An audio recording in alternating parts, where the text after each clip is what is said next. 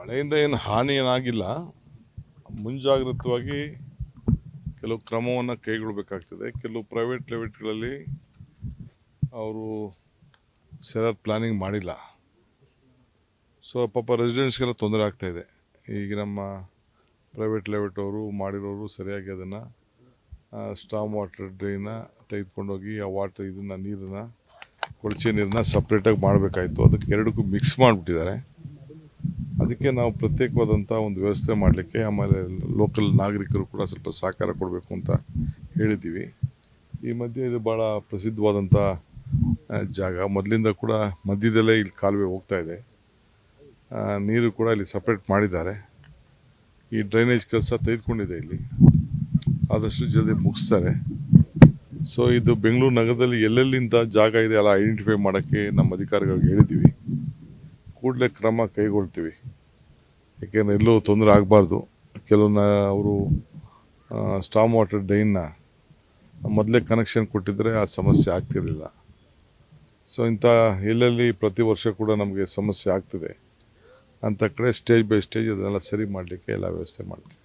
Last year ಕೂಡ ಇದೇ ರೀತಿಯಲ್ಲಿ ಪ್ರೈವೇಟ್ ಲೇಔಟ್ ಅವರು ನಿರ್ಮಾಣ ಮಾಡಿ ಸರಿಯಾದ ರೀತಿಯಲ್ಲಿ ವ್ಯವಸ್ಥೆ ಮಾಡಿದ್ರೆ ಇದಕ್ಕೆ ಸಾಯಿ ಲೇಔಟು ಬೇರೆ ಬೇರೆ ಲೇಔಟ್ಗಳೆಲ್ಲ ಕೂಡ ಮುಳುಗಡೆ ಆಗ್ತಾರೆ. ಹಾಗೆ ಈ ರೀತಿ ಕ್ರಮ ವಹಿಸಬೇಕಾಯ್ತು, ಐಡೆಂಟಿಫೈ ಮಾಡಿ ಅಂತ ನೋಡಿ. ಅದನ್ನೇ ಹೇಳ್ತಾ ಇರೋದು. ಈಗ ಬಿ ಡಿ ಎ ಲೇಔಟ್ ಆದರೆ ಸ್ವಲ್ಪ ಪ್ಲ್ಯಾನಾಗಿ ಮಾಡ್ತಾರೆ. ಇವ್ರು ತಕ್ಷಣ ಮಾಡಿಬಿಟ್ಟು ಮಾರ್ಬಿಟ್ಟು ಹೊರಟೋಗ್ತಾರೆ. ಎಲ್ಲಿಗೆ ಬೇಕೋ ಅಲ್ಲಿ ಕನೆಕ್ಷನ್ ಕೊಡೋಲ್ಲ.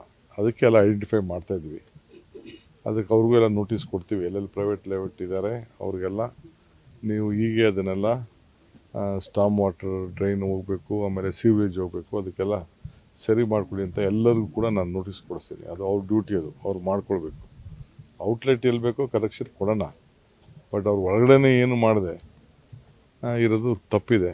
ಅದಕ್ಕೆಲ್ಲ ಯಾರಿಗೆ ಅವರ ಜವಾಬ್ದಾರಿ, ಅದು ದುಡ್ಡು ಇಸ್ಕೊಂಡಿರ್ತಾರಲ್ಲ ಅವರು ಅಂಡರ್ಗ್ರೌಂಡ್ ಸೀವೇಜ್ ಮಾಡಬೇಕಾದ್ದು ಅವರ ಎಲ್ಲ ಡೆವಲಪರ್ಸ್ದು ಡ್ಯೂಟಿ. ಅದು ಆ ಕೆಲಸ ಅವ್ರಿಗೆ ಮಾಡೋಕ್ಕೆ ನಾವು ಮಾರ್ಗದರ್ಶನ ಕೊಡ್ತೀವಿ. ಕ್ಯಾಲಿಫೋರ್ನಿಯಾ ಲೇಔಟ್ ಏನಿದೆ ಅಲ್ಲಿ ಅರಣ್ಯ ಇಲಾಖೆ ಬಿಬಿಎಂಪಿ ನಡುವೆ ಸಮನ್ವಯ ಕೊರತೆಯಿಂದ ಆಗಿರುವಂತದ್ದು ಅಂತ. ಲೇಔಟ್ ಎಲ್ಲ ಮುಂಚೆನೇ ಫಾರ್ಮ್ ಆಗಿತ್ತು, ಬಟ್ ರಾಜಕಾಲುವೆ ಬಂದಂಥದ್ದು 4 ವರ್ಷಗಳ ನಂತರ ಅಂತ. ಹಂಗೆಲ್ಲ ಏನಿಲ್ಲ. ರಾಜಕಾಲುವೆ ಮೊದಲಿಂದನೂ ಇರ್ತದೆ. ಮೊನ್ನೆ ಸುಪ್ರೀಂ ಕೋರ್ಟಲ್ಲಿ ಒಂದು ಆದೇಶ ಬಂದಿದೆ. ನಮ್ಮ ಟ್ರಿಬ್ಯುನಲ್ ಎಲ್ಲ ಒಂದು ಆದೇಶ ಬಂದಿದೆ. ಬಫರ್ ಝೋನ್ ಇಷ್ಟು ಬಿಡಬೇಕು ಅಂತ ಆದೇಶ ಬಂದಿದೆ. ಅದನ್ನು ಗಮನದಲ್ಲಿ ಇಟ್ಕೊಂಡಿದೆ.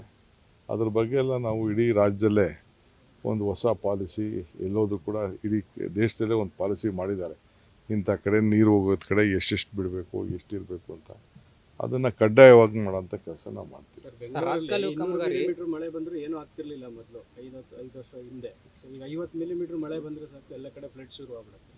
ಖಂಡಿತ ನೀವು ಬ್ರಾಂಡ್ ಬೆಂಗಳೂರು ಕಾನ್ಸೆಪ್ಟ್ ಅಲ್ಲಿ ಮಾಡ್ತಾ ಇದ್ದೀರಿ. ಸೊಲ್ಯೂಷನ್ಗೋಸ್ಕರನೇ ಬಂದಿರೋದು. ಈಗ ಕಣ್ಣಲ್ಲಿ ನೋಡಬೇಕು ಅಂತ, ಕಿವಿಲಿ ಕೇಳಬಾರ್ದು ಅಂತ, ಕಣ್ಣಲ್ಲಿ ನೋಡಬೇಕು ಅಂತ ನಾನು ನನ್ನೆಲ್ಲ ಅಧಿಕಾರಿಗಳು ಕಣ್ಣಲ್ಲಿ ನೋಡೋಕೆ ಬಂದಿದ್ವಿ. ಸರ್, ಈಗ ಬಿಡಿಎ ಕಾಂಪ್ಲೆಕ್ಸ್ಗಳನ್ನು ಖಾಸಗೀಕರಣ ಮಾಡೋದ್ರ ಬಗ್ಗೆ ಭಾರಿ ವಿರೋಧ ಇದೆ. ಆ ಬಗ್ಗೆ ಏನು ಹೇಳ್ತೀವಿ? ಏನು ಮಾಡ್ತೀರಿ? ಮೊದಲೇ ಮಾಡಿಬಿಟ್ಟು ಅಗ್ರಿಮೆಂಟ್ ಎಲ್ಲ ಮಾಡಿಬಿಟ್ಟಿದ್ದಾರೆ.